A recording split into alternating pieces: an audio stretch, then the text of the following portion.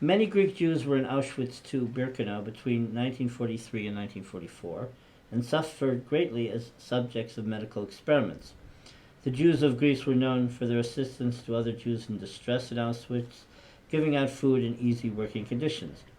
Greek Jews from other communities such as Athens, Yanina, and Preveza were deported to Birkenau as late as March and early 1944, in April 1944.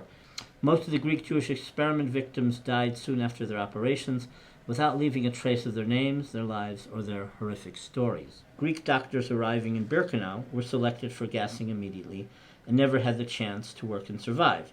However, several male doctors, mostly from Salonika, but also from Ditamotiko and Athens, assisted fellow prisoners. In Auschwitz III, Monowitz Buna, Dr. Cuenca helped many of his compatriots by admitting them to the Revere Infirmary for 12 to 15 days, so they could avoid hard labor and regain their strength. Their position in the camp was strengthened, and they were attached to details that emptied incoming railroad cars after their human loads were taken off. In 1944, the Hungarians started coming to Auschwitz. The Greeks already had a number of key positions in the inmate hierarchy. Salonican Jewish champion boxer Jaco Razon assisted hundreds of Jews by providing them with an extra daily soup ration, smuggling 25-liter barrels of soup from the kitchen where he worked. He also referred sick Jews to Dr. Cuenca, Dr. Samuelidis of Athens, who also assisted Jews in the infirmary in Monowitz Buna. Naon described the sterilization process in Birkenau. In a deathly silence, the Block Altester announced, "We want 2 young fellows of 16 to come forward." After writing down the numbers, he asked for 2 boys of 17, then 2 of 18, until he compiled a list of 50 young men. Nobody knows what is happening. These boys form a special commando, the Commando of the 50. For a while, they receive relatively light duties. One day, 2 weeks or so later, they are taken to a laboratory where an electric current is passed through their genital organs. They are sterilized. From that day onward, the Commando of the 50 is called the Commando of the Sterilized. Later, a large number of these men are transferred to Auschwitz, where they undergo surgery. During the first operation, 1 testicle is removed. A month later, the second one also. In this way, German scholars perform their experiments. In a similar fashion, they proceed with sterilization and castration of women. So the head of labor in Auschwitz was a 14-year-old Salonican boy who knew street languages like Italian and German. His name was Jaco Maestro. And he was the work coordinator for Auschwitz. He could ease your workload and change your commando. He did miracles, but he also, for example, prevented a Greek guy named Shabtai Chanoka from being sterilized, for example. He also helped women. Okay, in terms of women, they were taken to Block 10, and they had sterilization experiments. They had cancer put into their uteri or their wombs.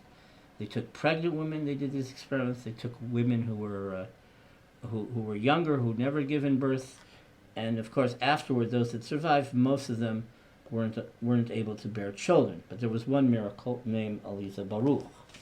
Eliza Baruch was one of 20 young Judeo-Spanish-speaking Greek Jews selected in a group in April 1943. After having been kept waiting an examination alone in a closed room by Doctors Mengele and Schumann, each woman left vomiting. Afterward, Baruch understood that they received stomach x-rays. She also knew that she had cancer implanted into her uterus. She returned to Block 10 for 3 weeks. Then the operations began. When Baruch resisted, she was dragged on to the operating table. Awaking 2 days following the operation, she was amazed that she had already undergone surgery.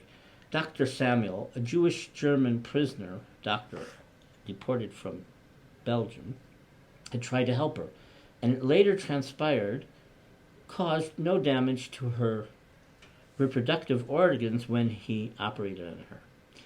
In other words, he thwarted the operation. He didn't really do it. He wrapped her incisions with toilet paper and encouraged her by saying that one day she would remember him. When it was time to remove her stitches, it was apparent that the region of the operation was infected. Various primitive methods were used to drain the pus. During the 11 months that she lay in the block after the operation, she was often thirsty, but she noted that those who requested water were given spinal injections and withered rapidly. She lived in fear of returning to the evil hands of Dr. Mengele. She eventually went to work and survived. She looked for Dr. Samuel much later, but he was no longer in Block 10. He had been executed for sabotaging operations. Other women too noted Dr. Samuel's efforts to spare them from ovary extraction and cancer implantation. After the liberation, Eliza Baruch's revenge against the Nazi medical doctors was that she bore children. She is the only known Greek-Jewish female medical experiment victim to give birth after the liberation. So, I talked about the medical experiments. You had Greek Jews also, who were about a fourth of the men's orchestra in Birkenau, and also the female orchestra in I think it was in Auschwitz. And they all had their stories, but they were part of it. They were about a fourth of the workforce in Birkenau, and then so they were part of everything. So they were boxers, they were entertainers, they were selected as prostitutes. They were, later I'll talk about the Sonderkommando. They had to push the bodies into the gas chamber, and then they had to take out the dead bodies and burn them in the crematorium. So the Greek Jews did a lot of things. They also revolted. I'll talk about that later. I just want to tell you, there was a violinist. He was actually only a violinist for a month. His name was Jacques Strumza. But he liked publicity. So in his time, he got a lot of publicity and exposure. He was an engineer, so he worked in Buna as an engineer. But before that, he was a violinist in Auschwitz for a month. He writes, "I was 30 years old at the time. I didn't know where we were going, or we were going to go live out a tragedy. My father made me swear not to come back to France after my studies. He was a Salonican who did medical studies in France. Not to marry, and certainly not to a non-Jew. I married at the age of 30. It was already under German occupation. He went back to Salonika and married, and I had to ask my father's permission to marry. Auschwitz was full of Jews. I didn't know German. There were 15 SS outside, and I had the strength to say that they were gangsters. The secretary of the Federation of Jews deported from France was an extraordinary man, and when we were in Auschwitz, he asked me once to help him. He told me, 'There's a young woman, not Jewish, in a very tough commando.' I asked him to give me her number. I went to the boss and told him the woman wasn't Jewish, evidently false, and she was there as an error. I suggested to put her in the factory. The factory was said to be paradise. It wasn't cold because of the machines, and she stayed in the factory, was saved, and they married. Like that, I saved many people from death, but my sister is the only one who survived from the whole family. So he lost his first wife and a baby, and then he remarried afterward.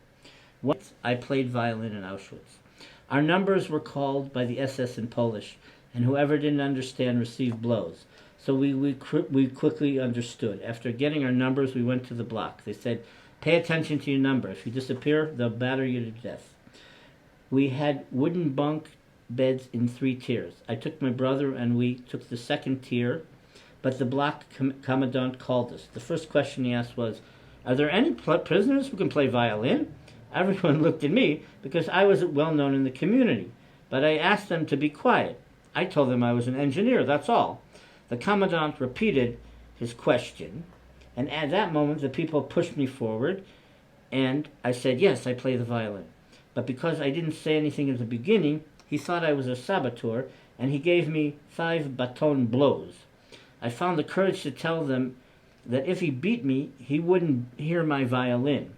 He told me that I was being boastful. He said, 'You don't know where you are. Here, it's I who give you the orders. You have to obey, and if not, I will kill you.'